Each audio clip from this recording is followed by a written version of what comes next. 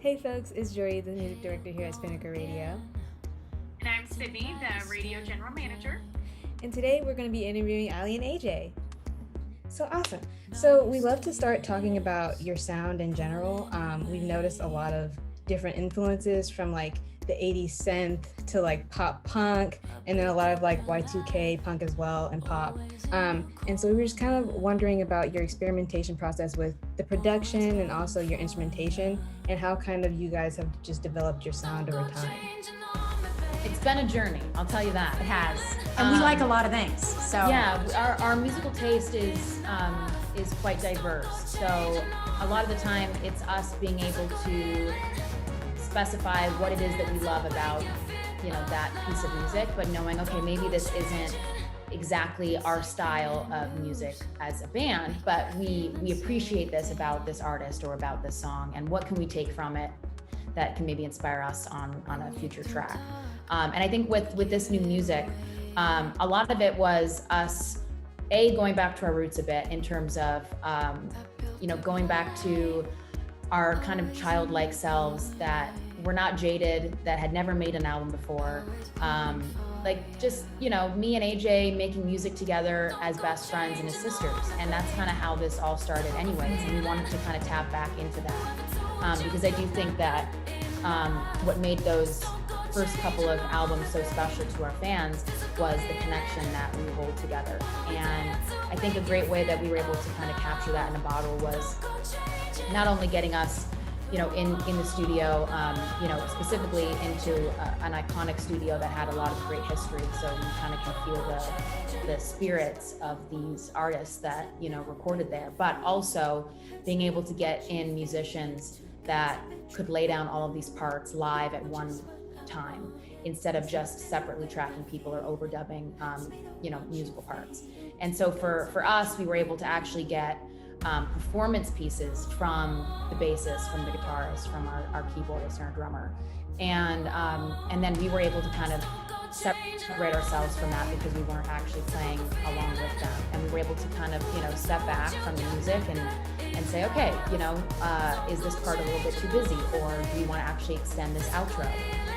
A lot of times AJ and I have given ourselves these rules or perimeters to kind of work within, and I felt like we threw that out with this album. We didn't really have any rules. It was just more about creating music that felt very true to us and felt very true to the moment that we were going through at that point in time, and our producer, who was helping lead the way. And we had a lot of faith and a lot of trust in him and his vision that he saw for us. Beautiful. I love that. And it makes a lot of sense. I love the kind of idea of like your sound also being like collaborative in a lot of ways, not necessarily always directly hands-on collaboration, but it's just really awesome seeing how you pull all your influences and everybody in your life and your production team plays a part in your sound. I think that's really awesome. Yeah, we can't do it just on our own. I mean, AJ and I can obviously write songs just between the two of us till we're blue in the face, but at the end of the day, we do need someone that can produce out a track and can, help rally the troops. And we need all of those people on deck to actually create the full product. And I think that's also the beautiful part of music, is that it takes a lot of people coming together, being open-minded and kind of letting that energy kind of fall into the room and being open to that, inviting it in. Yeah, that's awesome. So AJ specifically, so on Instagram, I saw your post about Pretty Places being your favorite track on your upcoming album. So, and this question is open to both of you.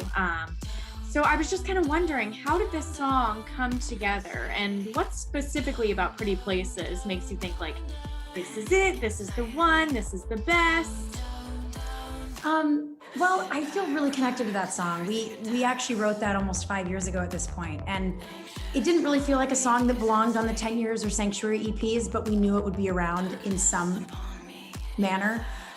It ended up being kind of the starting song of the record. It set the bar for what we want this record to tell story-wise, but also how it should feel sonically. I'm really proud of that song. There's something about it that when I listen to it, it just gives me all sorts of butterflies. I just feel like the meaning behind it, but also the way, you know, the verse lands into the chorus is so kind of seamless and beautiful and different. And I'm just really proud of our songwriting on that track. You know, we co-wrote it with this guy, Jamie Sirota, who was a collaborator for us during the 10 Years era. And, you know, like I said, we knew it didn't really belong on that EP, but we knew it would definitely serve a purpose down the road. And I really feel like it leads the pack of this album. It's my favorite song for many reasons. It's kind of hard to define why, but I really feel like this song is a true testament to Aly and I's songwriting, but also kind of represents this escapist mood that I think a lot of people want to dive deeper into, especially during this pandemic. You know, there are so many places that we all want to go, whether we've been or not, or places we reminisce about that we want to go back to. And I think this song kind of, I don't know, you listen to it and it kind of just makes you feel like you went on a little trip for 5.5 minutes. Yeah, thank you for elaborating on that. I had no idea. It's been written since, 2016, so that's really cool to hear. Yeah, I mean, listening to it, it has such this almost beachy vibe, but it's one of those songs I feel where the music is so happy and the lyrics, you listen closer and you're like, oh God. Yeah, there is a bit of a juxtaposition between the musical parts and the lyrics. Even the chorus saying, all the pretty places pull us away from where the pain is. And I think that, when we say pretty places, that doesn't mean all of the physically beautiful places and that is the only beautiful place we're talking about. It more means all of the places that, warm our heart, that make us feel at home, that make us feel, in our skin, and the places that maybe we've never even been to yet and that we have yet to experience. I think there's just something beautiful about, lamenting more on the journey that we kind of have ahead of us as humans that we sometimes choose to take and sometimes we choose to not take. And it's just about like being brave enough to sometimes pack up all your things and move to a new city or have a completely new start in a brand new town, and to not be afraid of that, to kind of embrace that newness. I absolutely love that. And you guys were touching on a lot of the important elements that we picked up on, which is, and I kind of want to take those elements when you're talking specifically about just kind of the overall sonic feel and content. As far as the new upcoming album, I want to ask about your general feelings, specifically about the new album coming out on May 7th. Just what you guys feel about it generally, your thoughts for the upcoming album, as far as like the process and what you guys are expecting. What should we expect for the new album? Is it going to be in the same realm of, this song that we just released, or what should we expect to hear? I do think Slow Dancing, Listen, and Pretty Places are all honest depictions of what's to come. It's a 12-song record. Aly and I mean, by the time it's all said and done, it's almost a 2-year process in terms of writing, recording, mixing, and mastering. Aly and I are excited to let this music live in a live space because I think it'll translate really beautifully live. It was all recorded with live musicians in one room at one time at Sunset Sound in Los Angeles. There is a kind of authentic grassroots quality to some of the recordings that I find really, really beautiful. I think in terms of adding in strings and sax and bringing in some musicians that we've never worked with before, it's added a whole new element to this record as opposed to kind of the past synth pop stuff we've done, where a lot of it has been, a little more electronic based, a lot more programming. I think this will lend itself to a live show really beautifully. And overall, the premise is very much about positivity and hope and getting up on your feet again in an unprecedented year, during a time where a lot of people just kind of want to stay in bed and throw the sheets over their head. And I'm really hoping that this record does that, because that's kind of what we've set out to do. Yeah, I think the main goal is to inspire people with this music and to make them feel good and feel comforted. And, if they're able to play this music in their car, in their home, on vinyl, then we've done our job, and hopefully we've done it successfully. But I think for us, it feels really good to make music that has really no boundaries, and we were completely left to our own devices on this. We were the ones that were deciding what song would be first and would be last on this album, the sequencing of this record, the singles that were chosen, all of the visuals, all of the music video concepts. I mean, all of that really has come from our two minds, and that feels really like a huge accomplishment. I love that, actually. It feels very genuine. And really quick, if you guys wouldn't mind touching on what you said earlier, just regarding the album and how you guys are kind of making the switch from more programming music. I'm interested to know if your decision to, I guess, more direct, more grassroots instrumentation, does that have anything to do with your intent for this album, this upcoming album? Yeah, and I think that some of that is based on what we want to do with our live show, and the fact that we don't want to rely on anything but the musicians there up on the stage. And I think that is going to feel really empowering for the two of us. That everything that you're hearing is coming from the musical instrument or the voice. And I think for us, we still enjoy. I mean, I still love synth music in general, and I think it can be very complex. But for us to kind of take this turn, it feels like we're very much in our skin. It feels very natural for us to be in this place, in this moment. Yeah, that's awesome. Thank you. So Potential Breakup Song has reached newfound fame thanks to some mothers on TikTok. So while you recently just put out an explicit version of the song, it's my understanding that you've actually been performing that live for a lot longer. So what inspired you to release the explicit version now? I think with the song going viral, it just made sense to kind of hop on board and give people a revised taste of this track. Aly and I had been singing the explicit version on stage live the past couple years during the 10 years or during the Promises and Sanctuary tours.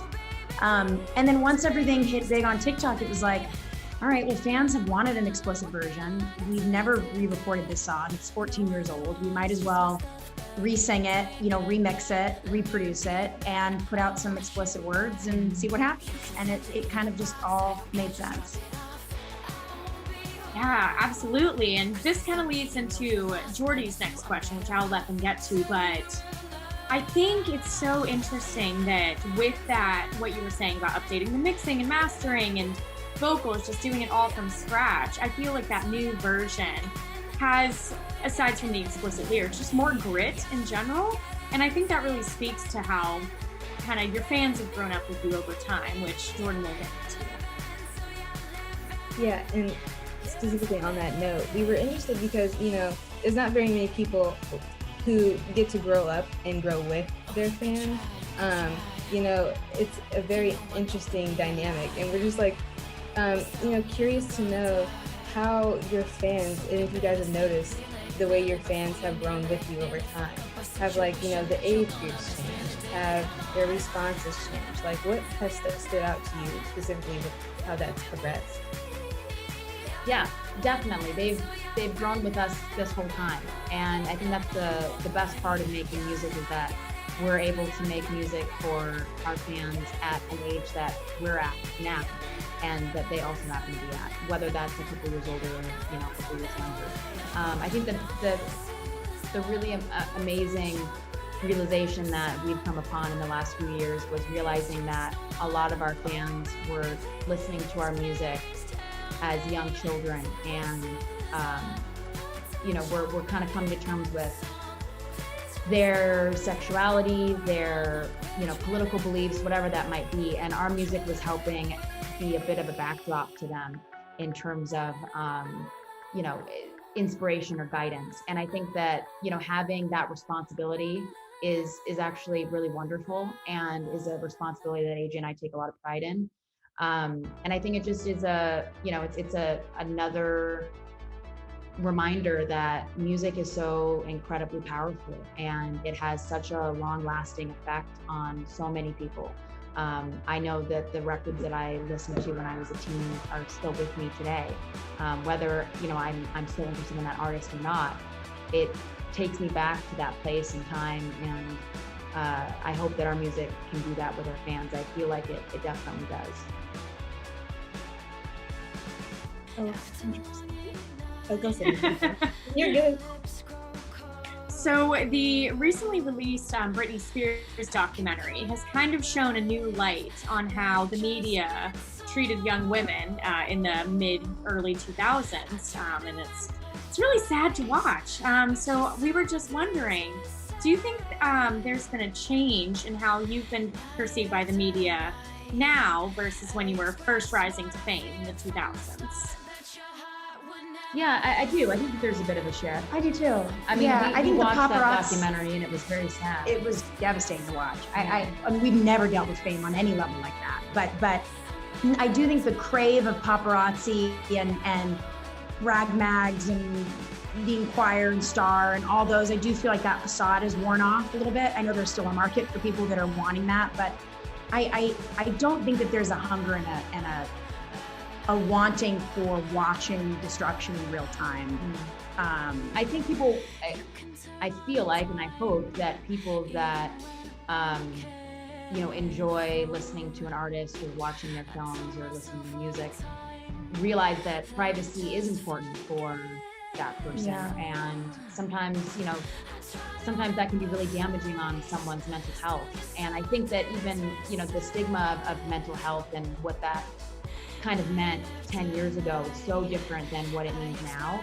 And I hope that little by little, these conversations that we have as society help us move forward, and that it's not so shameful. We hope that a conversation around mental health is not quite as damning as it once was. And I think that, Britney, sadly, she was such a target when it came to that, whether she was going through something or she was just having a day out with her child and trying to just be a normal person.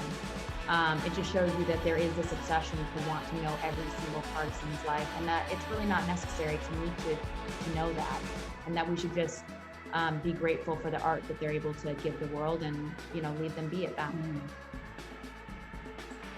You said it.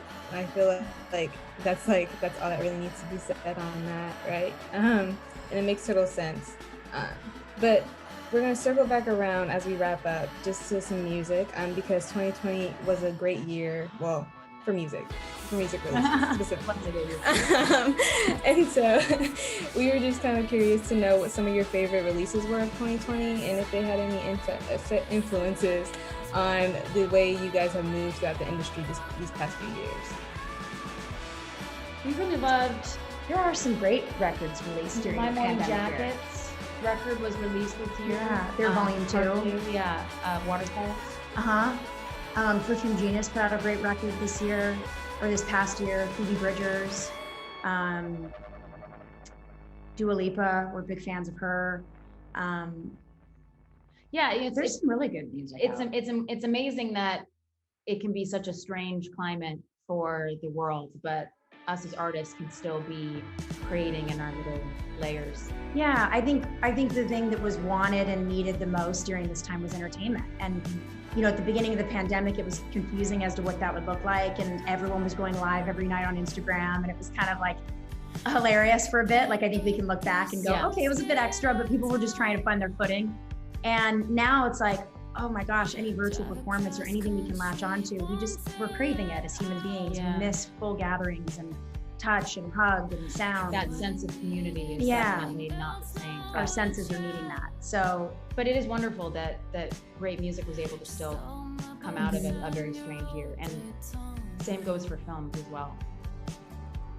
I 100% agree with that, and I think it's such an interesting point that you actually touched on, because I don't think we think about it often enough. It's very strange how you can live in such tumultuous time, but as a creative, you kind of not necessarily feed off of that, but it feeds into your art. And then so you have a bunch of crazy stuff going on around you externally, but then internally and musically, so much is like flourishing and blooming. And it's just like the craziest, I feel like, connection as a creative to like have, but it's super important. Well, and you also kind of feel a little bit guilty because you're like, I don't want to be enjoying my time creating in this really strange time for the human race, but at the same time, yeah, you don't want to sound tone deaf to what's going on by saying I'm in my own creative bubble. You're grateful though too for that creativity that's kind of come in and expose itself to you, and you kind of just want to capture that and savor that moment as long as you can. It's weird to be obviously people that are in an industry that feels essential because entertainment is so wonderful for the heart, right? But then at the same time, you're not an essential worker. So it's like, how do you kind of toe the line of the respect for what's going on in this current moment, but also, well, let me keep my art thriving and going so that I can give fans what they need in this moment. So finally, a little fun question to wrap up our interview. Thank you guys again so much for taking the time out of your, I'm sure, busy day to talk to us. So both Jordan and I really appreciate it. So with that being said, what is the last thing both of you listen to on Spotify or whatever music platform you use? Last thing I guess we're in here in love. Yeah. So mine's kind of funny. It's actually research, but I also listen to this record a lot. It's Me and Bobby McGee by Janis Joplin. Wow, nice. Which Chris Christopherson wrote for her, and then she performed it and made it a hit. And then I think it blew up after she passed. But that was my last thing I played on my streaming. The last thing that I played on my stream was NPR's New Music Friday playlist, because we were added to it and I was very excited and I wanted to see what other acts were on there. So, and it was a great playlist. We are on there with Adult Mom, who we really like and we've gotten into recently. So yeah, just, good old music, good old indie music. I love, and also we just added Adult Mom to the station, so I think that's crazy. Oh really? Oh cool. Yeah, literally yesterday. It's so amazing. We're hoping to do some co-writing with her down the road. We kind of connected via Twitter, so I think that will be in the works for this year.